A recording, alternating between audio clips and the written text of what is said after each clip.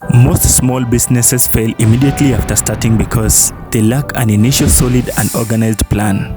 A big tree was once small, and so should your business. Renowned business magnates like Steve Jobs, JP Morgan, Elon Musk, and many others have a similar story. They started small, and most importantly, they had a plan. This video is a 6-power plan that any successful business should follow. Do you know the famous domino effect? This is it. Every event is dependent on the other.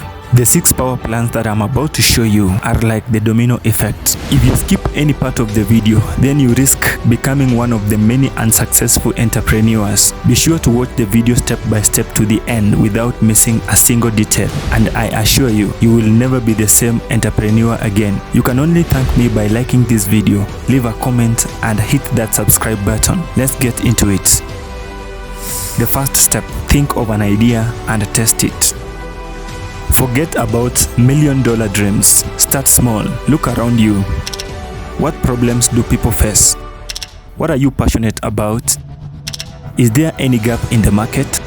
Let's say you love baking and you see long queues at local bakeries. Freshly baked cookies delivered to the offices could be your gold mine. Begin by identifying a problem or the need in the market. If you notice lack of eco-friendly alternatives, your idea could be a sustainable product. Test it by conducting surveys, seeking feedback, or creating a prototype. If you are thinking of a service, find potential customers and gauge their interests. Let me use any example to illustrate this point.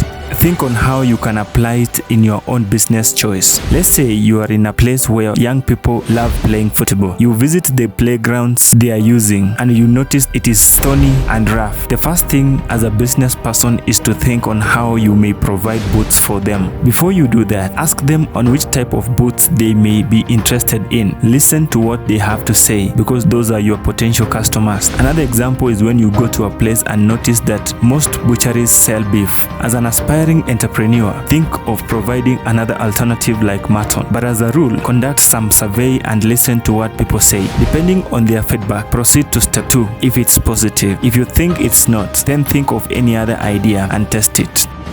Step 2. Create a business plan. A business plan is basically a document with executive summary that briefly describes your business. Here, you need to outline your business goals. What do you want to achieve within a given period from day one? Who is your target customer? Know your possible competitors and devise relevant strategies to compete favorably. What are your financial projections? Do you have enough capital? And what will be your main source of money? Know the size of your business and have proper projections for some few months. A concrete business plan helps you to attract investors and secure loans. From our previous examples, your goal may be selling a given pair of boots by the end of a certain period, let's say 3 pairs in one day. Your customers have to be young people who are playing football in that field. To extend your market, you may visit the nearest schools and partner with them so that you can supply boots to the school. For a butchery, think of how many goats you are going to start with, how much is one goat, and what are the possible returns. The projections will help you to make proper decisions in future.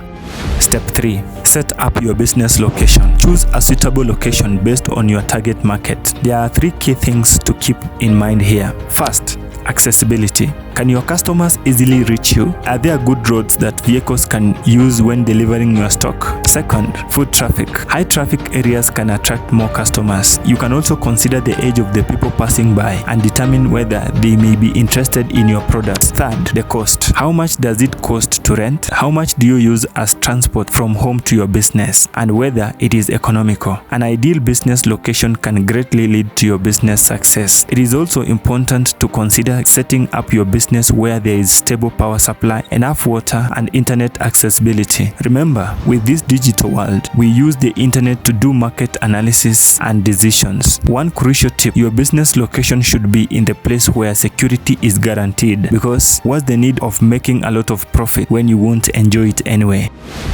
Step 4. Boost your business. Don't wait for a grand opening. Start immediately. Start with minimal external funding or using personal savings. For easy broadcast, take advantage of the digital world and build an online presence like Facebook page, Instagram account, or even a simple website. You can also offer pre-orders and discounts to customers. However, be sure to do it moderately. It is also very important to collaborate with potential partners within the market. Ask for advice and gather relevant information from them. Remember, your network is your net worth.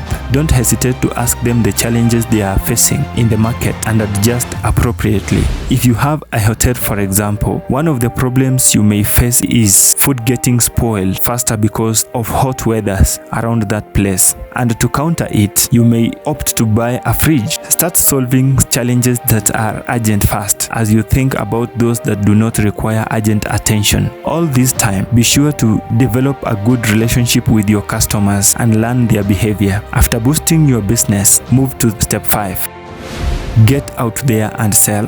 While we may have variety of businesses, most of them have one goal: to make maximum sales. Actively market your products or services. You can attend local events, use social media, or do house-to-house delivery. Have an exceptional customer service. Make every interaction memorable. Positive word of mouth is gold. Remember to use online ordering and mobile payments for easy tracking of the records. Check your progress and analyze what's working for you and adapt your strategies to make more sales. Provide variety of products within your business. If you have a butchery, why don't you sell onions and tomatoes? Don't forget to sell mutura around there. And if you have a hotel, provide all types of foods. This creates confidence in your customers. Once in a while, collect feedback from customers and improve where necessary. Offer discounts to your customers to increase your sales and maximize profits. Now to the final step.